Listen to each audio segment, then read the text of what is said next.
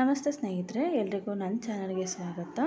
ಇವತ್ತು ಬನ್ಸಿ ರವೆ ಉಪಯೋಗಿಸಿ ಸೂಪರಾಗಿ ಒಂದು ಉಪ್ಪಿಟ್ಟು ಮಾಡಿದ್ದೀನಿ. ಹೇಗೆ ಮಾಡಿದ್ದೀನಿ ನೋಡಿ ನೀವು ಮಾಡಿ. ಇಲ್ಲಿ 1 ಲೋಟದಷ್ಟು ನಾನು ಬನ್ಸಿ ರವೆನ ತೊಗೊಂಡು ಅದನ್ನ ಚೆನ್ನಾಗಿ ಹುರ್ಕೊಂಡಿದ್ದೀನಿ. ಮಸಾಲೆಗೆ 2 ಏಲಕ್ಕಿ, 2 ಲವಂಗ, 1 ತುಂಡು ಚಕ್ಕೆ, ಒಂದು 4 ರಿಂದ 5 ಹಸಿರು ಮೆಣಸಿನಕಾಯಿ, ಒಂದು ಅರ್ಧ ಸ್ಪೂನಷ್ಟು ಕಾಳು ಮೆಣಸು, ಅದಕ್ಕೆ 1 ಹಿಡಿಯಷ್ಟು ತೆಂಗಿನಕಾಯಿ ತುರಿಯನ್ನು ಸೇರಿಸ್ಕೊಳ್ಳಿ. ಇದನ್ನೆಲ್ಲ ಸ್ವಲ್ಪನೇ ನೀರು ಸೇರಿಸಿ ಚೆನ್ನಾಗಿ ಗ್ರೈಂಡ್ ಮಾಡ್ಕೋಬೇಕು. ಸಾಂಬಾರು ಸೊಪ್ಪೆಲ್ಲ ಸೇರಿಸ್ಕೋಬೇಡಿ. ಈಗ ನೋಡಿ ಇದನ್ನ ಗ್ರೈಂಡ್ ಮಾಡಿ ಇಟ್ಕೊಂಡಿದ್ದೀನಿ. ನಾನಿಲ್ಲಿ ಸಬ್ಸಿಗೆ ಸೊಪ್ಪು, ಈರುಳ್ಳಿ, ಟೊಮೆಟೊನ ತೊಗೊಂಡಿದ್ದೀನಿ. ಒಂದೊಂದು ಪಾತ್ರೆಗೆ ಎಣ್ಣೆ ಹಾಕ್ಕೊಂಡು ಅದಕ್ಕೆ ಹೆಚ್ಚಿಟ್ಕೊಂಡಿರೋ ಈರುಳ್ಳಿ ಹಾಕಿ ಅದನ್ನ ಚೆನ್ನಾಗಿ ಕೈ ಆಡಿಸಿ. ಈರುಳ್ಳಿ ಚೆನ್ನಾಗಿ ಬೆಂದಷ್ಟು ಉಪ್ಪಿಟ್ಟು ತುಂಬ ರುಚಿಯಾಗಿರುತ್ತೆ.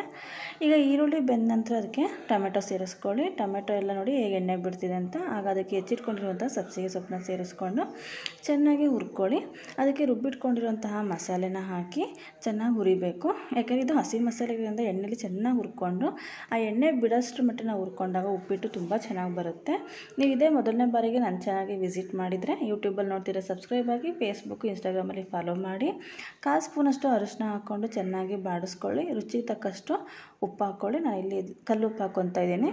ಚೆನ್ನಾಗಿ ಎಲ್ಲದನ್ನೂ ಒಂದ್ಸರಿ ಸೇರಿಸಿ ರವೆಗೆ 1 ಅಳತೆ ರವೆಗೆ 2 ಅಳತೆಯಷ್ಟು ನೀರು ಹಾಕ್ಕೊತಾ ಇದ್ದೀನಿ. ನೀರನ್ನ ಸರಿಯಾಗಿ ಹಾಕ್ಕೊಳ್ಳಿ.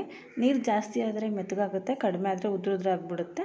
ಸೊ ಅಳತೆಗೆ ತಕ್ಕನಾಗಿ ನೀರು ಹಾಕ್ಕೊಳ್ಳಿ. ಈಗ ನೋಡಿ ಎಷ್ಟು ಚೆನ್ನಾಗಿ ಕಾಣ್ತಾ ಇದೆ ಅಂತ. ಈಗ ನೀರು ಚೆನ್ನಾಗಿ ಕುದಿ ಬಂದ ನಂತರ ಹುರಿದಿಟ್ಕೊಂಡಿರೋ ರವೆನ ತಿರುಗಿಸ್ತಾ ಇರಬೇಕು. ಹಾಗೆ ಹಾಕ್ಕೊಂಡು ತಿರುಗಿಸ್ತಾ ಇರಿ, ಇಲ್ಲಾಂದರೆ ಗಂಟುಗಳಾಗ್ಬಿಡುತ್ತೆ. ಸೊ ಈ ರೀತಿ ತಿರುಗಿಸೋದ್ರಿಂದ ಉಪ್ಪಿಟ್ಟು ಗಂಟಾಗಲ್ಲ, ಚೆನ್ನಾಗಿರುತ್ತೆ. ಸಣ್ಣುರಿ ಮಾಡಿಬಿಟ್ಟು ಲಿಡ್ನ ಮುಚ್ಚಿ ನೋಡಿ ಹೇಗೆ ಕುದೀತಾ ಇದೆ ಅಂತ. ಈಗ ಅದನ್ನು ಇನ್ನೊಂದು ಸರಿ ತಿರುಗಿಸ್ಬಿಟ್ಟು ಅದಕ್ಕೆ 1/4 ಸ್ಪೂನಷ್ಟು ತುಪ್ಪನ ಸೇರಿಸ್ಕೊಳ್ಳಿ. ತುಪ್ಪ ರುಚಿನ ಜಾಸ್ತಿ ಮಾಡುತ್ತೆ. ತುಂಬ ಚೆನ್ನಾಗಾಗಿತ್ತು ಉಪ್ಪಿಟ್ಟು. ಒಂದ್ಸರಿ ಟ್ರೈ ಮಾಡಿ.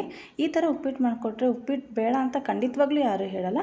ಸಬ್ಸ್ಕ್ರೈಬ್ ಆಗಿ. Thanks for watching.